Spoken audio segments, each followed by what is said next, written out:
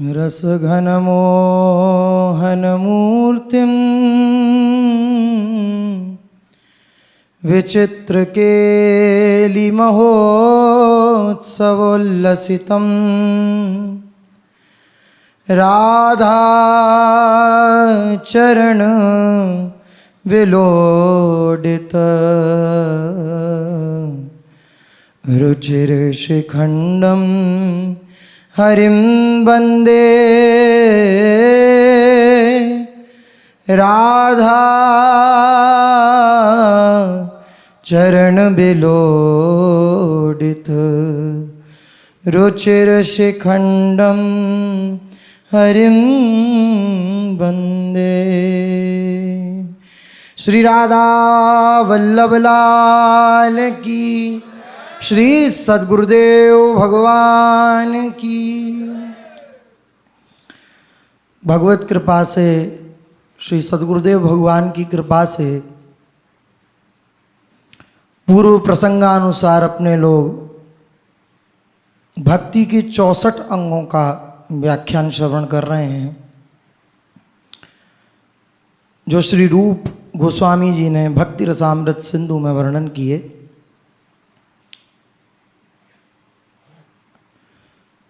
कल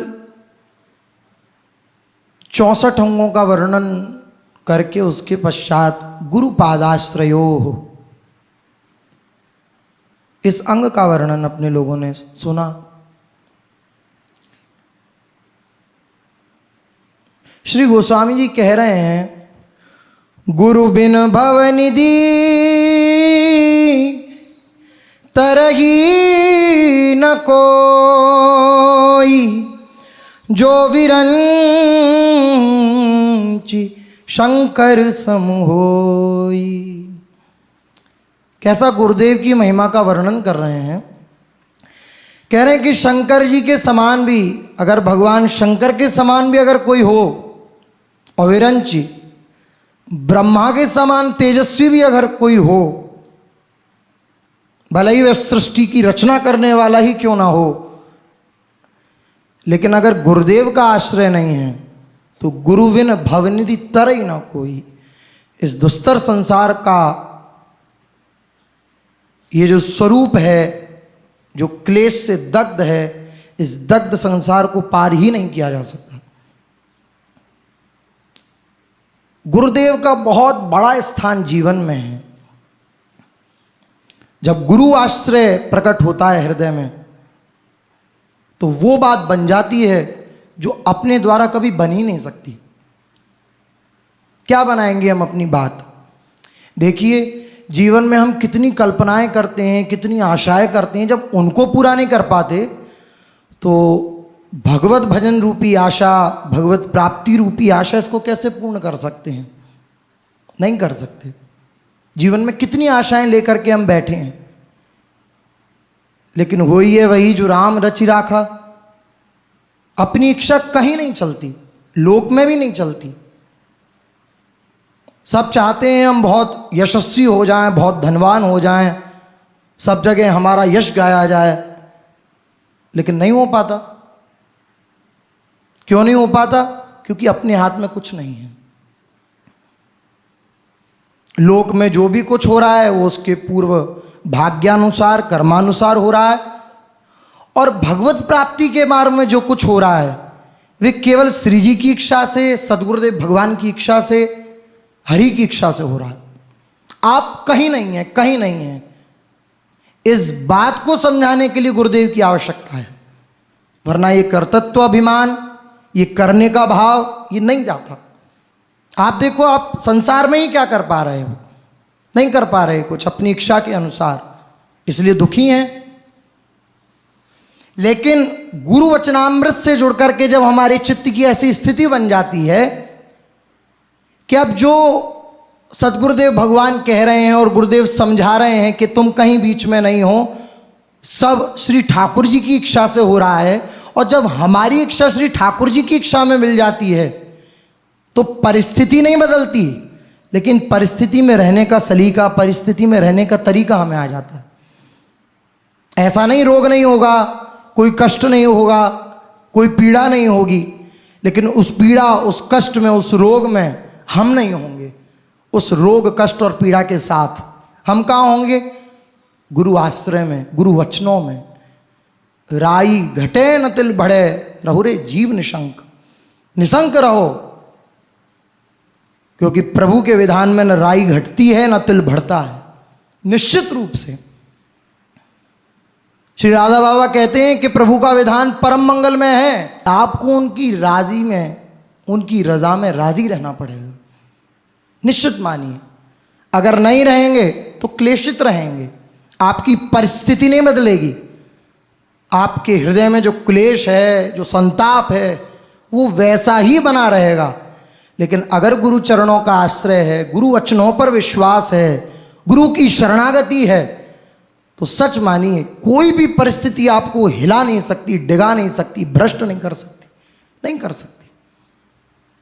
लेकिन क्या होता है, हमारे संग जो असावधानी होती है, भगवत कृपा से जो भक्ति का प्रथम अंग है गुरु पादाश्रय, वो हमें प्राप्त है।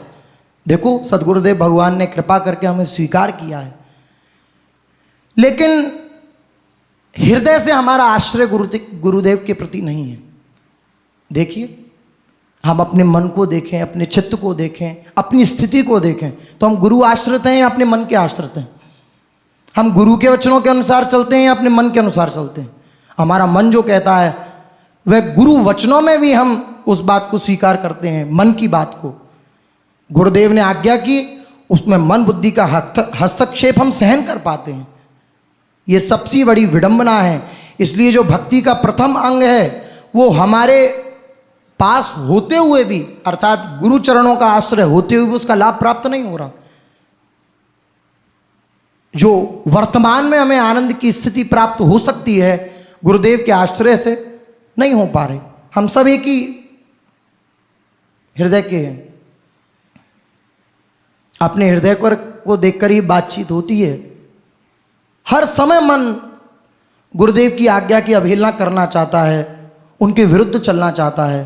क्यों चलना चाहता है? क्योंकि मन का अनेक जन्मों से उस दुख को झेलते झेलते आदत पड़ गई है, उस दुख को झेलने की।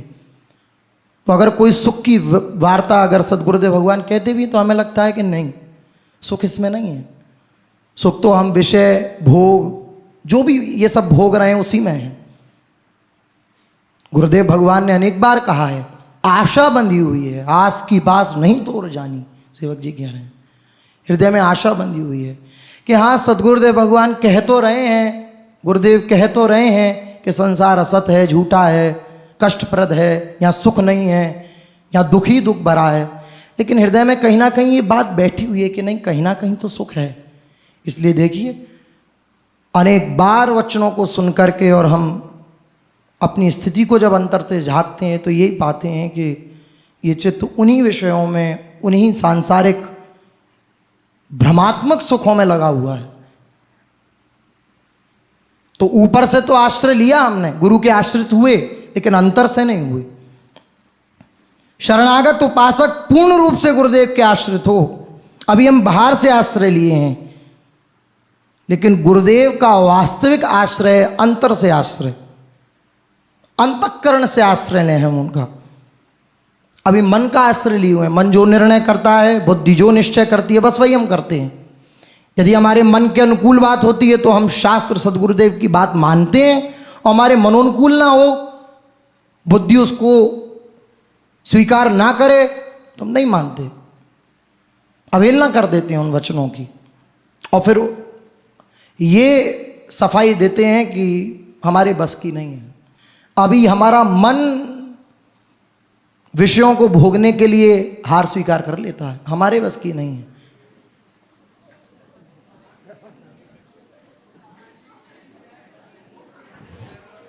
तो यदि हमारे मन के अनुकूल बात होती है तो हम शास्त्र सद्गुरुदेव की बात मानते हैं, अन्यथा उसकी अवहेलना कर देते हैं।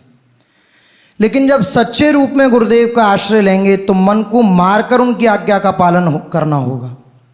और जहाँ उनकी आज्ञा का पालन किया तो मन अपने आप अधीन हो जाएगा। मन को अधीन करने की कोई चेष्टा नहीं करनी होगी, मन स्वतः अधीन हो जाएगा जब उनकी आज्ञा का पालन होगा।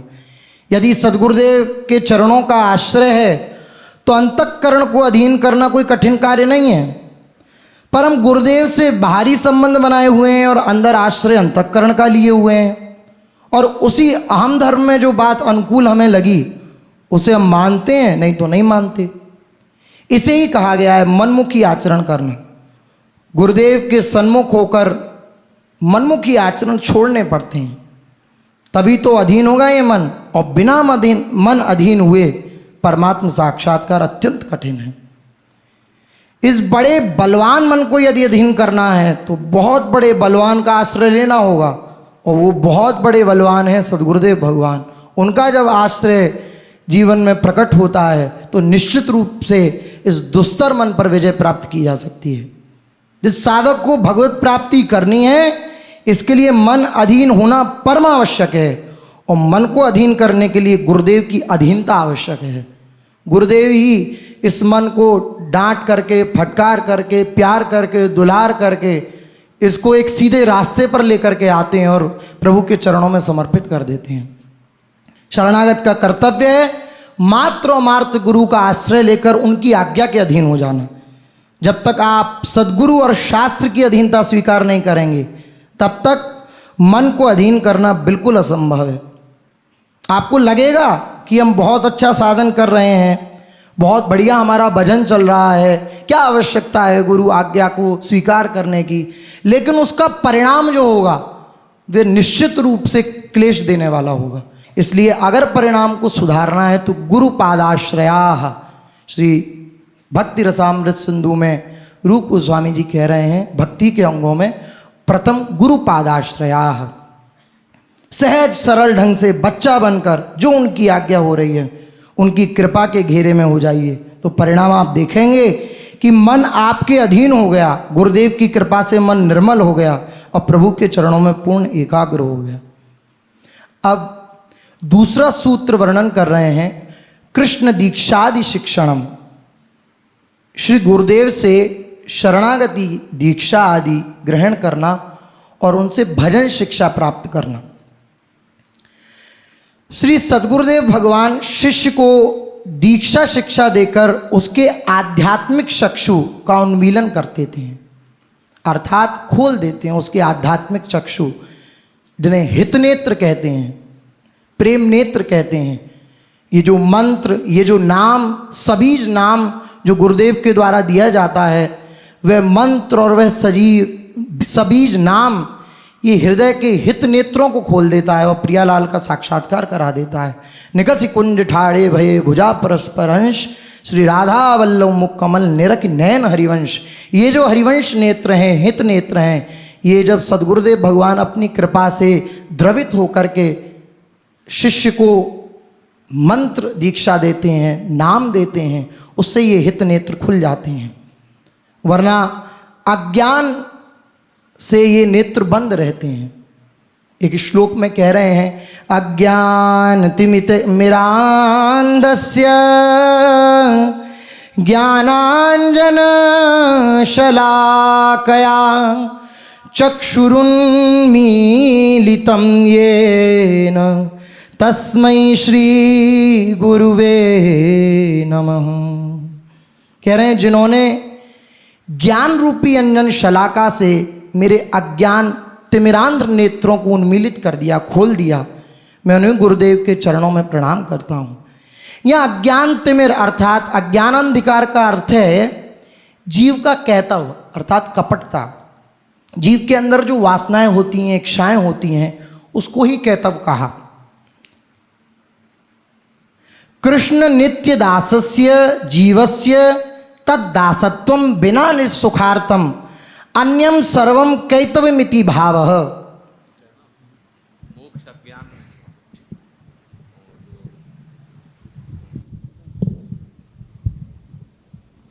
जो धर्म है और अर्थ है, काम है, मोक्ष है, ये चारों पुरुषार्थ कहे गए हैं। इनमें जो प्रथम धर्म है वो भगवत स्वरूप है, चाहे वो लोक धर्म हो या वेद धर्म हो या भागवत धर्म हो। और जो अर्थ है और काम है, यदि इसे भगवत समर्पित न किया जाए तो ये भ्रम में फंसाने वाला है, भोगों की वासनाओं में फंसाने वाला है। लेकिन जो मोक्ष है वो अज्ञान नहीं है, वो ब्रह्मबोध महापुरुषों को प्राप्त होता है, जो ज्ञान की चरम अवस्था को पहुंच जाते हैं। ज्ञान की भूमिकाओं का भी वर्णन है, जैसे अष्ट भूमिकाओं का। तो जो मोक्ष पदवी है कोई साधारण बात नहीं। लाखों साधना करने वालों में किसी एक के हृदय में विकलता होती मुक्त होने की, मैं इस संसार से मुक्त होना चाहता हूँ, पर मोक्ष पदवी पर स्थित हो जाना ये और कठिन बात होती है। जैसे मोक्ष पद को प्राप्त श्री पूज्यपाद उड़िया बाबा, कितनी भारी अद्भुत साधना, एक कवल अन्न का खाकर 18 घंटे उसी ब्रह्म चिंतन में। तो मोक्ष पदवी होती ही ज्ञान, विशुद्ध ज्ञान से है। मोक्ष अर्थात परम शांति, मोक्ष अर्थात समस्त द्वंद्वों से मुक्त हो जाना, मोक्ष अर्थात अपने स्वरूप में स्थित हो जाना, मोक्ष अर्थात सर्वम खलमिदम ब्रह्म की अनुभूति हो जाना। ये विशुद्ध ज्ञान की चरम अवस्था है। अगर हम कभी भूल से इसे अज्ञान कह देंगे तो फिर हमारी बात पकड़ में आ जाएगी। ये विशुद्ध ज्ञान पर प्रेमी जन इस विशुद्ध ज्ञान के फल का रस चखते हैं। जैसे गोस्वामी जी ने कहा, संयम नियम फूल और फल ज्ञाना और हरिपद रति रस वेद बखाना। जितने भी साधन हैं वो सब फूल हैं, उनका फल है भगवत तत्व का ज्ञान हो जाना, और उस ज्ञान रूपी फल का रस है भगवत चरणारविंद में प्रेम हो जाना। अब जो मोक्ष पदवी को प्राप्त महापुरुष हैं, उनको जब भगवत अनुराग का रस मिला तब मोक्ष और प्रेम में भेद समझ में आया कि प्रेम मोक्ष सुख को भी ठुकरा देने वाली वृत्ति प्रकट कर देता है। जो भगवत चरणारविंद का प्रेम है, जो हरि चरणों का प्रेम है, स्वयं भगवान के महान महान भक्तों ने ऐसा कह के, ऐसा आचरण करके दिखा दिया। जो सारूप्य सामीप्य सारिष्ट आदि सायुज्य आदि ये सब मोक्ष हैं, तो दीयमानम न गृहणंत बिना मत सेवनम जना, देने पर भी वो भगवत सेवा स्वीकार करते हैं, मोक्ष सुख नहीं। क्योंकि मोक्ष सुख स्वीकार कर लेने पर वो प्रभु में लीन हो जाता है, अर्थात वो भगवान में भगवत स्वरूप हो जाता है। दो नहीं रह जाते, वो और भगवान दो नहीं रह जाते। मोक्ष का मतलब है जैसे तरंग समुद्र में उठी और उसी में समा गई, अब उसका अस्तित्व तो नहीं रह गया तरंग का। लेकिन प्रेमी जन अपना ये जो भावात्मक भेद स्वीकार कर लेते हैं प्रभु से, कि तन्मयता होती है, तदात्म्य होता है, भेद ना होते हुए भी वो भाव में आंतरिक भेद होता है, अभेद होते हैं। भक्तजन ऐसा नहीं कि वो भेद रूपी अज्ञान से युक्त हैं, वो अद्वैत निष्ठा से भी परे जो रसात्मक भेद है उसे स्वीकार कर लेते हैं। तो इसलिए जो प्रेमी जन होते हैं वो ज्ञान की चरम अवस्था के द्वारा प्राप्त हुआ परम विशुद्ध फल मोक्ष या मुक्ति को भी स्वीकार नहीं करते। पर ऐसे प्रेमी जन कोई बिरले होते हैं। अपने हृदय की स्थितियां देखें तो थोड़े से खान पान के विषय में ही हम अपने भजन को छोड़ देते हैं। हम आंतरिक प्रिया प्रीतम के दासत्व की भावना को छोड़ देते हैं, प्रिया प्रीतम के चिंतन को छोड़ देते हैं, थोड़े से साधारण विषय में हम रम जाते हैं। मोक्ष सुख तो बहुत बड़ी बात है। संसार का कोई भी भोग हमें हमारे आराध्य देव का विस्मरण ना करा पावे, तब समझना चाहिए कि हम प्रेम के मार्ग में चलने लायक हुए हैं। अभी प्राप्ति नहीं हुई प्रेम की, ब्रह्मादिक के भोक्षम विषम लागत ताई, नारायण ब्रजचंद की लगन लगी जाए। अभी तो लगन लगी है।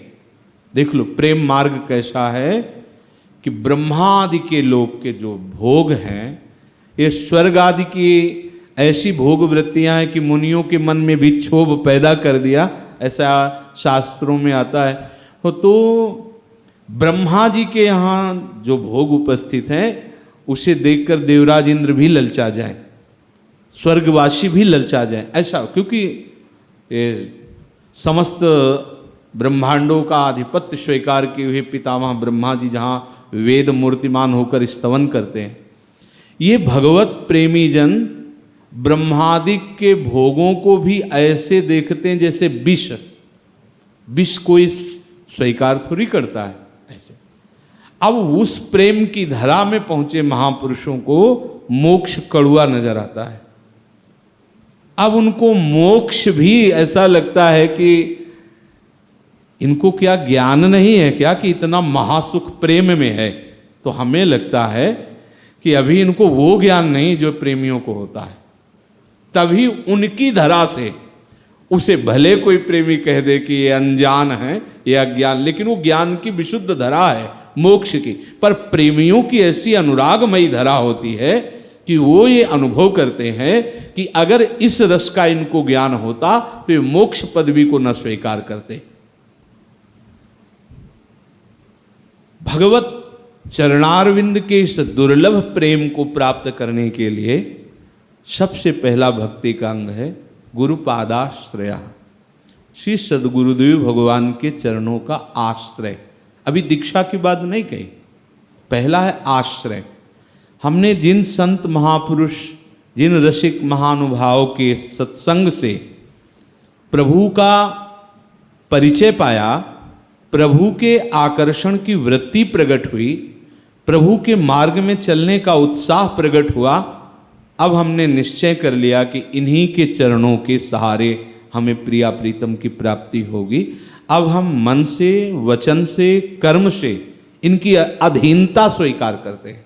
आश्रय का तात्पर्य है अधीनता स्वीकार करते हैं। आश्रय अगर आपने गुरुदेव के चरणों का ले लिया है तो आपके पड़ोस में आकर के भगवान ब्रह्मा जी आपको उपदेश करें तो आप सुन लेंगे, लेकिन उनका आश्रय नहीं लेंगे, क्योंकि आश्रय तो हो चुका है। जिन सद्गुरुदेव भगवान के वचनों से, जिन सद्गुरुदेव भगवान के संग से हमारे हृदय में प्रिया प्रीतम के मिलन की लालसा या उनके मार्ग में चलने का उत्साह हुआ, आश्रय तो हमने वहाँ ले लिया।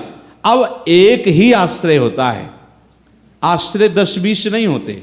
और जो ये आश्रित नहीं होते और दीक्षा ले लेते हैं, ये फिसलते घूमते रहते हैं इनके अंदर। इसीलिए सबसे पहला है, दीक्षा से भी पहले, गुरुपादाश्रया, गुरु निष्ठा। आपका हम वर्ण करते हैं इस उपासना में या किसी भी भगवत मार्ग में गुरु के प्रति पूर्ण अधीनता जिसके हृदय में जागृत हुई, वही उस वस्तु को प्राप्त किया। कोई कितना भी शास्त्र ज्ञानी हो, कितना भी साधन परायण हो, कितना भी तप परायण हो, पर वो गुरु के चरणों का आश्रय नहीं लिया तो विश्वास कीजिए वो जड़ चेतन की ग्रंथि का भेदन नहीं कर सकता, चाहे शिव बिरंच सम होई। भगवान शंकर के समान ज्ञानी हो और भगवान ब्रह्मा जी के समान चतुर हो, रचनात्मक कलाओं में प्रवीण हो, पर वो जड़ चेतन की ग्रंथि का भेदन नहीं कर सकता पक्का। चाहे जितना बड़ा हो, तपस्वी हो, शास्त्र ज्ञानी हो, विद्वान हो, कोई भी हो। गुरुपादाश्रया, गुरु में परब्रह्म की भावना स्थापित करनी होगी कि हमारे साक्षात ब्रह्म मूर्तिमान गुरुदेव के रूप में विराज, इनसे बड़ा कोई नहीं। अगर ये भावना तनिक भी कमजोर हुई तो आश्रय बदल जाएगा। और आश्रय पहला छूटा और दूसरा आश्रय लिया और वहां दूसरी भावना बनी कि ये दूसरे, फिर काम नहीं बनेगा। समझना, इस आंतरिक भाव को समझना। अगर ऐसा कि पहले उस मूर्त में रूप धारण करके गुरुदेव ने ऐसा उपदेश किया, अब इस मूर्त में आकर के इस सर्वोपरि रस के लिए गुरुदेव उपदेश कर रहे हैं। मेरे वही गुरुदेव कृपा कर रहे हैं। गुरुदेव 10-20 नहीं है, बस बात बनती चली जाएगी, क्योंकि आपने आश्रय गुरु का लिया है। गुरु की अवहेलना या अनादर तब माना जाता है जब उन पर दोष दृष्टि करके और उनको असमर्थ मान करके हम किसी और को समर्थ मानकर जब आगे बढ़ते हैं तो फिर ये अपराध की वृत्ति होती है। और जब ये माना जाता है कि वही गुरुदेव भगवान इस रस को देने के लिए मूर्तिमान ये रूप धारण किया, क्योंकि अखंड मंडलाकारम व्याप्तमेन चराचरम, मेरे गुरुदेव भगवान जड़ और चैतन्य में विराजमान है। वो जहां से जब चाहते हैं मुझे उपदेश दे देते हैं, पर अपने गुरु चरणों का दृढ़ता पूर्वक आश्रय ले ले। अब इसे हृदय में बैठालना चाहिए। ये पहला है, भक्ति का पहला अंग है। यदि गुरु चरणों में निष्ठा नहीं है तो भटकना पड़ेगा, ना तो मंत्र प्रकाशित होगा, ना नाम जप होगा, और विशुद्ध भक्ति की तो बात जाने दो, साधारण धर्म भी आपके हृदय में नहीं रह जाएगा, पक्का। श्री सदगुरुदेव भगवान यमुना जी के पावन पुलिन पर एक झोपड़ी बनाए हुए, जब लाडली कुंज से हटे तो वहाँ यमुना के किनारे ही, तो वहाँ भी सेवा में जाते थे। तो एक संत भगवान आए और कहा कि मधुकरी से चून लाता हूँ और भिक्षा से सब्जी लेता हूँ, एक एक आलू एक एक ऐसे, और ऐसे पवित्र अन्न के पाने के बाद भी हमें काम सताता है, और ऐसा सताता है कि हम पागल हो जाते हैं, बावरे हो जाते हैं। हम भी बैठे थे, गुरुदेव भगवान थे, एक और संत जी थे। बोले महाराज क्या मतलब कमी क्या है साधन में? महाराज जी ने सीधे एक शब्द में कहा, गुरु के प्रति दोष दर्शन, दूसरा कोई हो ही नहीं सकता। ऐसा कोई कुसंग नहीं है जो गुरु पादाश्रित को भ्रष्ट कर सके, कोई नहीं। और ऐसा कोई सत साधन नहीं जो गुरु पर दोष दर्शन करने वाले को उठा सके, कोई नहीं, कोई सत साधन नहीं। ऐसा होगा नहीं, हम तो ऐसा नहीं। महाराज जी ने कहा हम जो कह रहे हैं उस पर चिंतन करो, हम ज़्यादा बातचीत नहीं करेंगे, आप उसका चिंतन करो। तत्काल उन्होंने अपनी बात बताई कि ये तो महाराज जी अंतर की बात है, ऐसा ऐसा ऐसा। बोले अभी जाओ, अभी उनके चरण पकड़ो और उनसे बोलो कि आपके प्रति ऐसा दोष दर्शन हुआ था भगवान, आप मुझे क्षमा कर दीजिए या दंड दीजिए। गुरु कृपालु हैं, वो क्षमा करें या दंड दें, दोनों में आपका मंगल हो जाएगा। तब गुरुदेव भगवान अपने श्रीमुख से बोले थे कि कोई भी साधक यदि गुरु वचनों का अनादर करेगा तो माया उसे परास्त कर देगी, धज्जियां उड़ा देगी। और अगर गुरु आश्रित रहे तो साधन करने की जरूरत ही नहीं है, स्वयं में उसका जीवन साधन में हो जाएगा। अब जैसे गुरुदेव आचार्य चरण ही हैं, आचार्य ही गुरुदेव हैं। अब यहां प्रातः काल से आचार्यवाणी का एक एक साधन आपको परम पद की प्राप्ति कराने में समर्थ है। प्रातःकालीन वेला पर श्रीमद् चतुरासी जी का सम्यक पूर्ण पाठ, और उसका फल है छुटी 84 भ्रमंते निर्खय जुगल किशोर। फिर इसके बाद श्री जी की सेवा दर्शन, श्रृंगार दर्शन, आरती दर्शन, संतों के बीच में बैठ करके जो नाम कीर्तन, ये जो भगवत चर्चा, ये जो वाणियों का गायन, आप और कुछ करो या ना करो, आपके पास समय ही नहीं है अनर्थ करने के लिए, समय ही नहीं है अनर्थ करने के लिए। उन साधुकों से पूछो जो सेवा में रत है, बस वो जितनी देर बेहोश रहे निद्रा में, नहीं तो सेवा में, क्योंकि तड़के से श्री जी की सेवा में लगे, क्योंकि वो गुरु आज्ञा में है। नहीं वो भी कह सकते हैं कि एक दिन उनको दो, एक दिन उनको दो, नहीं। और जो गुरु जी की आज्ञा से श्री जी की सेवा में बना रहता है, अब उसको और कुछ करने की सोचने की जरूरत ही नहीं है। जो यहाँ आज्ञा आपके जीवन में उपस्थित हुई कृपा से, वो श्री जी की आज्ञा मानो या गुरु जी की आज्ञा मानो, और उस पर आपने क्यों में लगा के अवहेलना कर दी, तो फिर आप मनमानी चाहे जितनी साधना कर लो, हाथ नहीं लगेगा। परिणाम में आपको पश्चाताप, क्लेश, अशांति और फसाव ये दिखाई देगा। गुरु आश्रित हो, बैठे हो, तो परिणाम में आपको परम शांति, परमानंद और जीवन मुक्तता का अनुभव होगा। गुरु कृपा ही केवलम। इसीलिए सबसे पहला गुरु पादाश्रय, गुरु चरणों का हम ऐसे आश्रित हों जैसे किसी भी नाविक के नाव में हम बैठते हैं तो चाहे जितना भयावह दरिया हो हमें घबराहट नहीं होती और हम आराम से बैठे बातें करते हुए चले जा रहे हैं, क्योंकि विश्वास है कि इतनी भयावह दरिया से ये जो पार करने वाला नाविक है बहुतों को पार कर दिया है, अब मुझे क्या फिक्र है। वो सोचता भी नहीं, बस बैठ गया।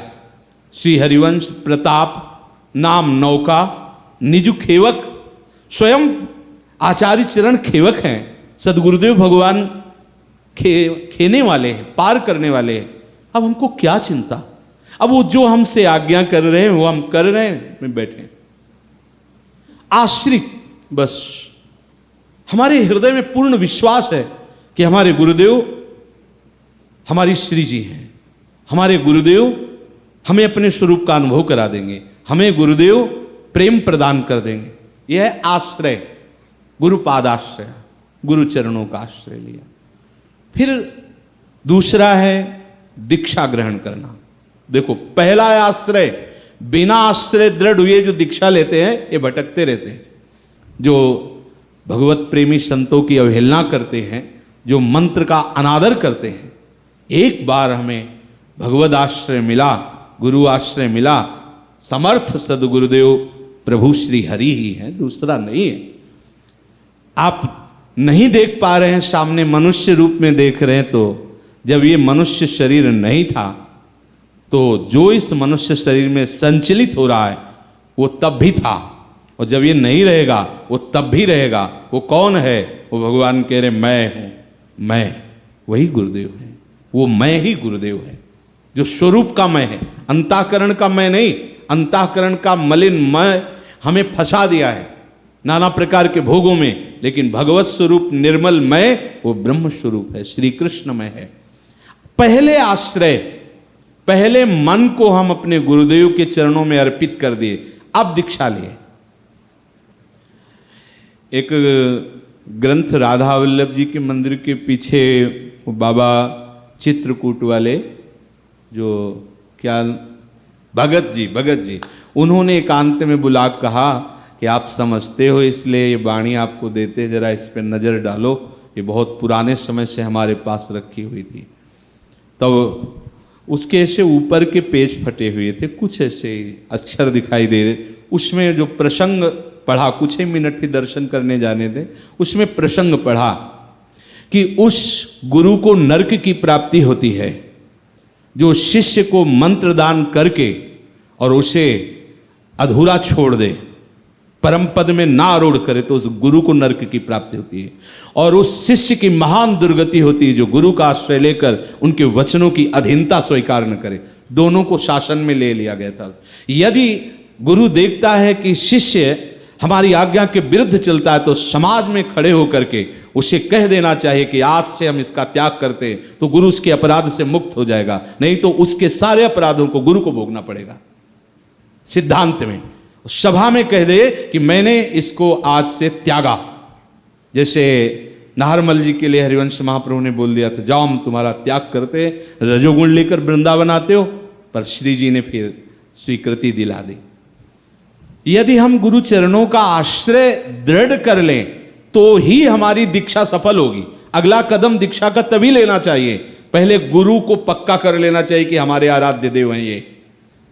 गुरुर् ब्रह्मा गुरुर्विष्णु गुरुर्देव महेश्वरः गुरु साक्षात परब्रह्म तस्मै श्री गुरुवे नमः। ये जो अपनी चतुराई से मंत्र आदि, क्योंकि प्रभु की उपासना में जो रत रहते हैं उनके अंदर ये विचार रहता है।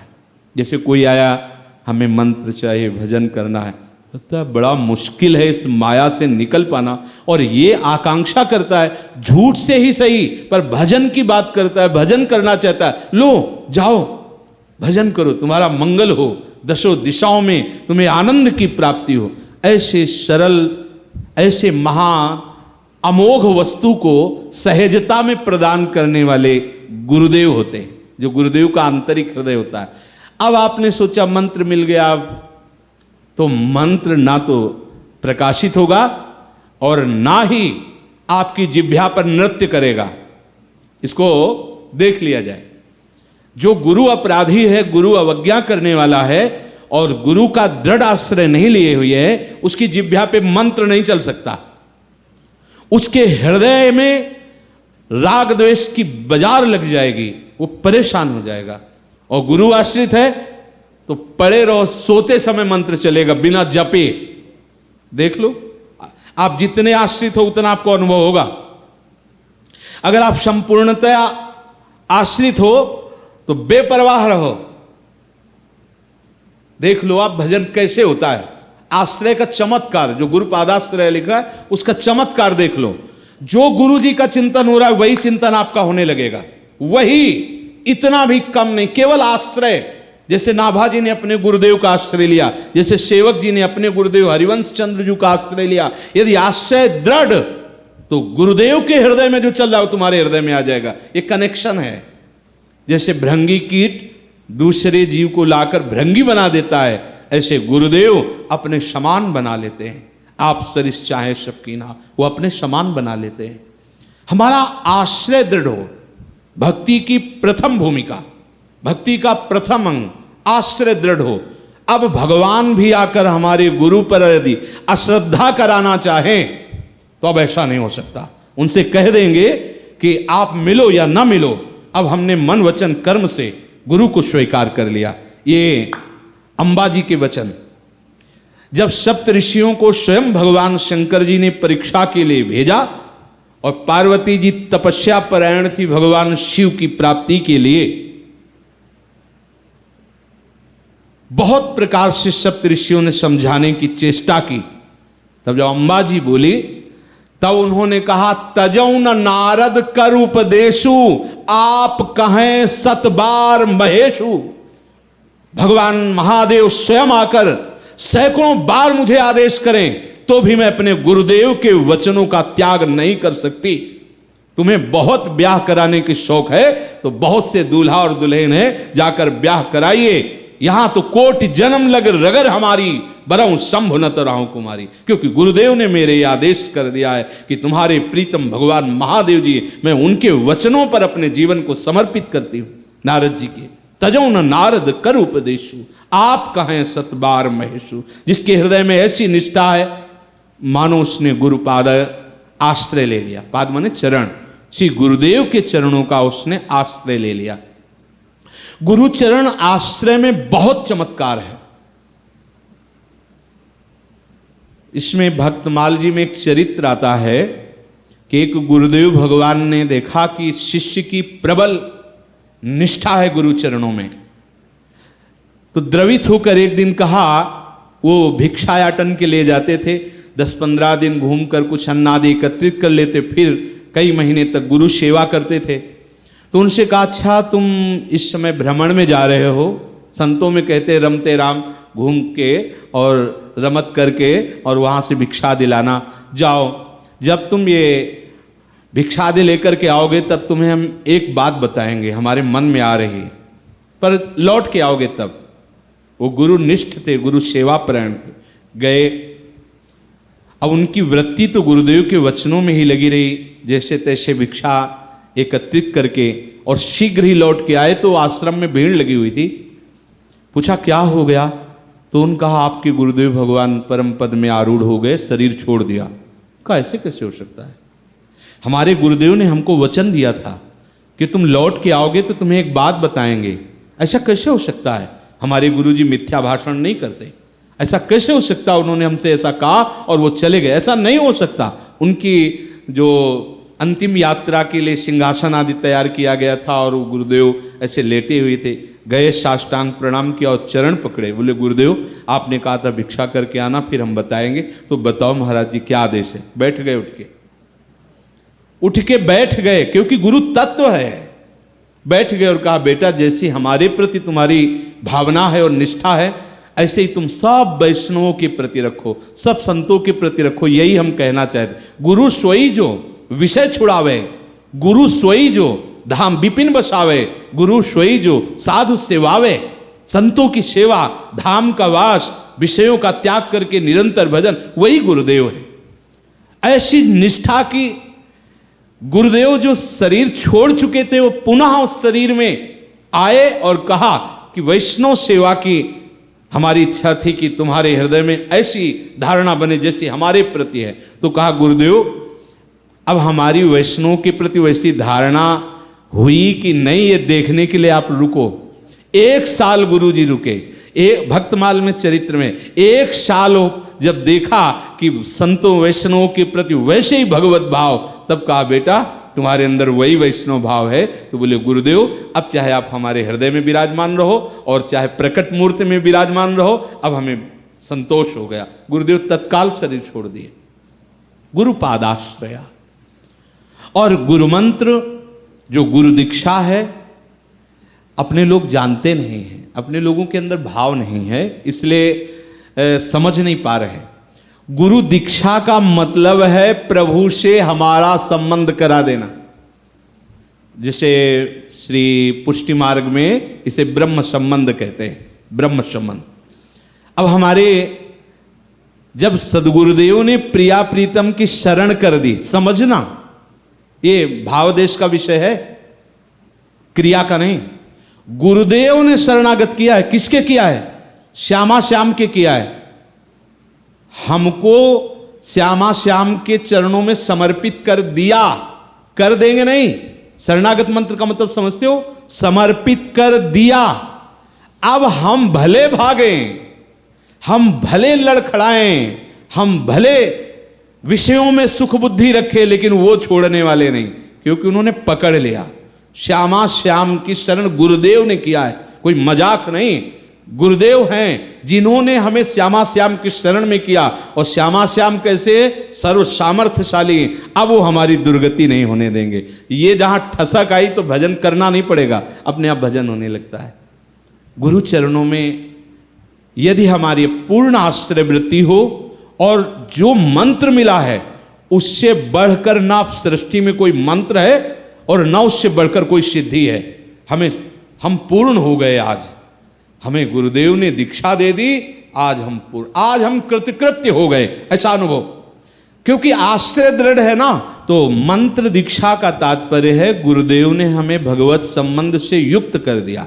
अब हमारे हृदय में दृढ़ भावना हो जानी चाहिए कि हमारे संबंधी श्यामा श्याम हैं, वो हमारा पतन नहीं होने दे सकते, वो हमें भ्रष्ट नहीं होने दे सकते, वो हमारी दुर्गति नहीं होने दे सकते, क्योंकि हमारे गुरुदेव ने हमको समर्पित किया है श्यामा श्याम के शरण में। और फिर जिनको महामहिमामय प्रेम समुद्र का सार निज मंत्र मिल चुका है, अगर उनके हृदय में ये ठसक नहीं आई कि हम श्री जी की सहचरी है, तो इसका तात्पर्य है कि प्रथम में गलती हो चुकी, अभी वो गुरुपाद आश्रित नहीं हुए, और दूसरी तीसरी सीढ़ी में छलांग लगाने की कोशिश की और लड़खड़ा के गिर गए। उनके अंदर निष्ठा नहीं आ पाई। सबसे पहला भाव गुरु चरणों का आश्रय, और दूसरा उनसे दीक्षा लेना, और तीसरा शिक्षा दी, जो शिक्षा दे रहे हैं उपासना की। गुरुदेव क्रियात्मक शिक्षा के द्वारा भक्त को भक्ति रंग में रंगते हैं। यह क्रियात्मक शिक्षा है। पाठ, अष्टप्रहर श्री स्वामी जी की सेवा, कैसे जो भक्तों के साथ आचरण करते हैं वो हमें क्रियात्मक शिक्षा दे रहे हैं। जो प्रभु के साथ सेवा करते हुए वर्ताव कर रहे हैं वो हमें क्रियात्मक शिक्षा दे रहे हैं। जो गुरुदेव भक्ति उपासना संबंधी हमें क्रियात्मक शिक्षा दे रहे हैं, उसको मन वचन कर्म से स्वीकार कर ले, तो आगे के जितने अंग हैं वो सब अपने आप उसमें जागृत होने लगेंगे। इसीलिए सबसे पहला है गुरु पादाश्रया। यदि गुरु चरणों का आश्रय नहीं लिया और साधन भजन खूब कर रहा है, तो उस साधन भजन का फल होगा गुरु चरणों का आश्रय, तब उसकी उपासना का रंग आएगा। जब तक आचार्य शरणागति नहीं, गुरु शरणागति नहीं, तो पक्का समझ लो ये रंग आने वाला नहीं। साधन भले करते रहो, साधन करते हुए अनेक युग बीत सकते हैं, लेकिन ये प्रेम रंग नहीं आने वाला। ये प्रेम रंग तभी आता है जब रसिक सदगुरुदेव की कृपा कटाक्ष का भाजन बन जाते हैं। इसलिए हमारी आंतरिक निष्ठा गुरु चरणों के दृढ़ आश्रित हो, और जो मंत्र मिला है और उसका हम स्वाद निरंतर लेने की चेष्टा करें। हर समय उसे सुनते रहें, हर समय उसे रटते रहें। अब इससे बढ़कर और क्या वस्तु हो सकती है? गुरुदेव ने अपना जीवन तुम्हें दे दिया, उनका जीवन है ये मंत्र, उनका जीवन है ये उपासना। ये तो बड़े दुर्भाग्य है जो मंत्र और उपासना प्राप्त होने के बाद भी जगत के भोगों में रति किए हुए।